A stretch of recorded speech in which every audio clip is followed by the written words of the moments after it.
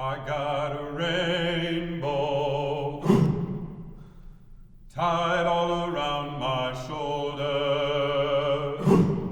I got a rainbow tied. I want to congratulate you on a great performance Tuesday night with Rainbow Around My Shoulder. Thank you. Thank you. We had such a good time. Well, it was clear, and the audience was so receptive. They were. And you never know. I mean, we're a company outside of New York, so you never know what that's going to be like. But I think that, you know, if you do the work is the work. Right. So no matter where you are, you know, hopefully people will receive it. And they received it.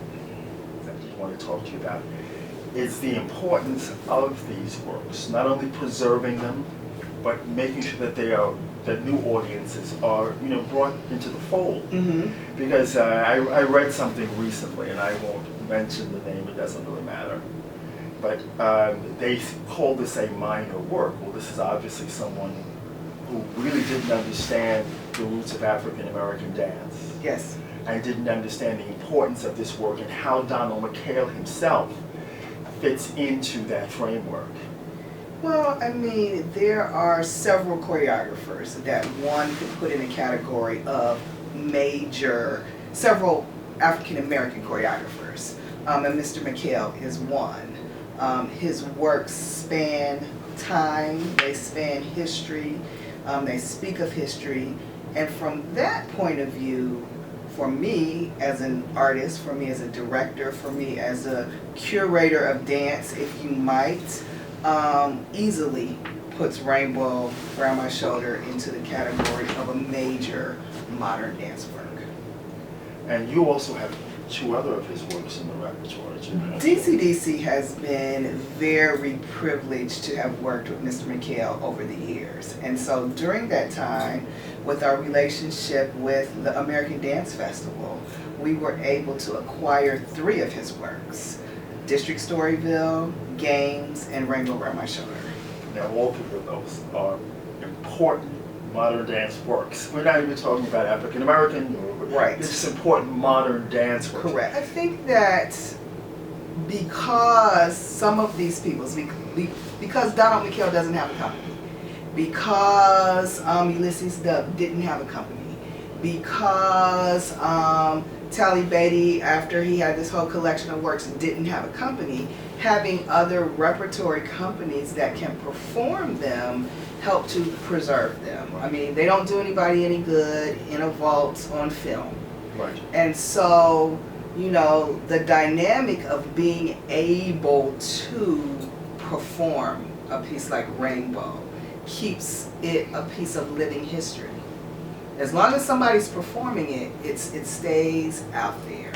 And having the opportunity to do this, now Mr. Taylor picked this work. Mr. Taylor, my understanding, when Mr. Taylor started to begin to think about what his company was going to look like going forward, I mean, you have to think about it. That's a big step for a single choreographer company after all these years. And now at the point where he's at 144 ballets. Yes. As of this season for his own company. You know, to make the decision to let other works come into his, you know, into his space, in my opinion, is a remarkable visionary, as he's proved time and time and time again.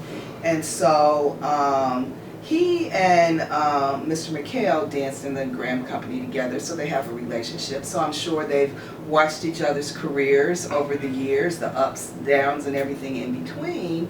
And so I think that Mr. Taylor's thought was, you know, here's an American master. You know, I would like to have his work performed in front of my audiences on my stages. And so he called Mr. McHale, and Mr. McHale said yes. And then we were recommended as the company to do it. So to be able to have the privilege to do it, there are other companies that perform Rainbow Around My Shoulder.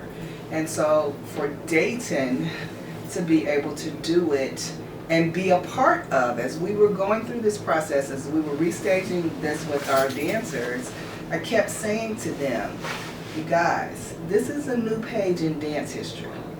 This isn't just being invited as a guest artist to perform. This is big.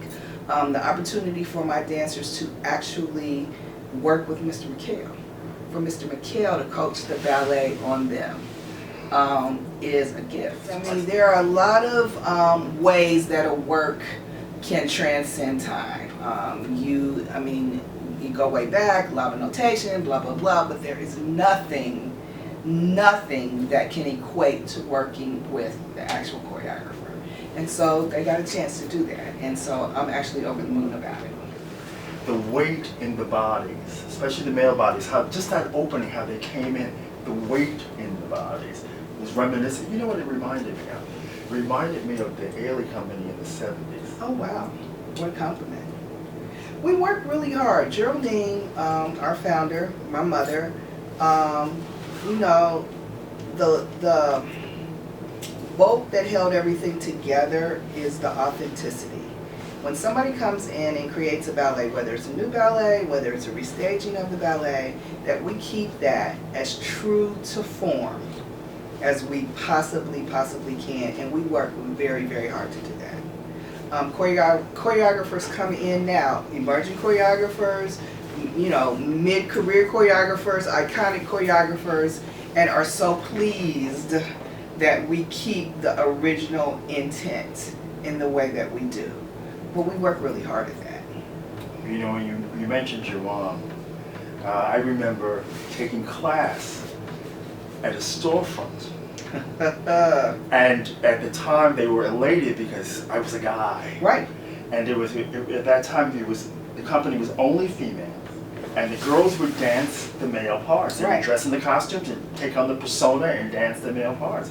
So you say, wow, he may come, he may stay. It was a great summer. I had a lot of fun.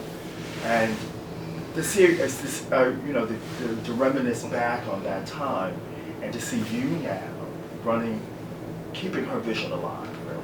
It's a gift. That's my gift. Legacy is a hard thing. It can be a double-edged sword sometimes.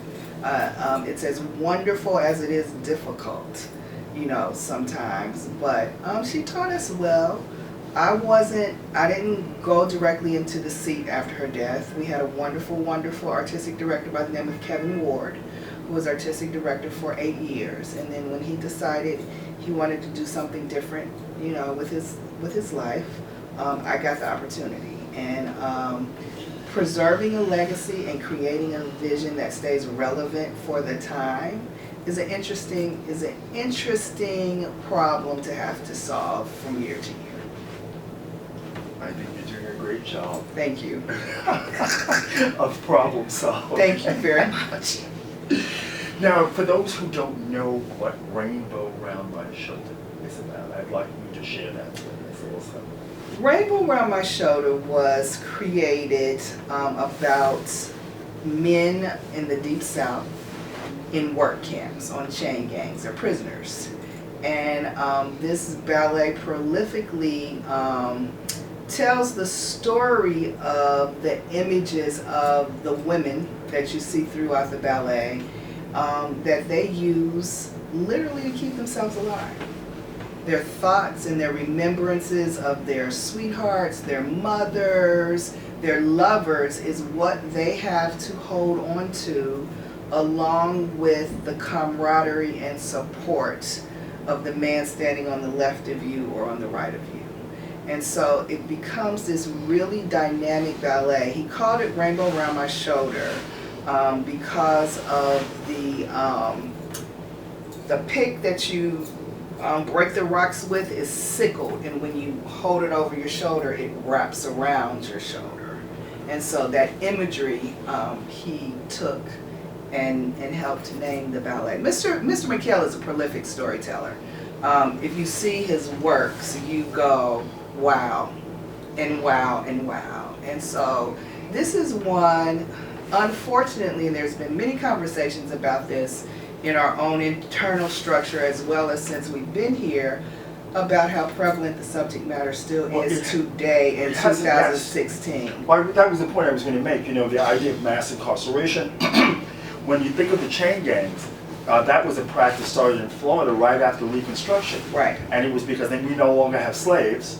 So now how are we going to get this free labor? Exactly. So what we'll do is we'll use convicts. Well, we have to have enough convicts. So, you know, the idea of Yeah. you stole a loaf of bread, boy, get 99 years. Right, 99 years. And the dancers that dance it, it's really a journey that you take as an artist. Because it's not just steps. They're not just steps that you're doing. They're telling an important story. And so, you know, watching their metamorphosis from the beginning to the end has been a joy for me too. It's been a joy.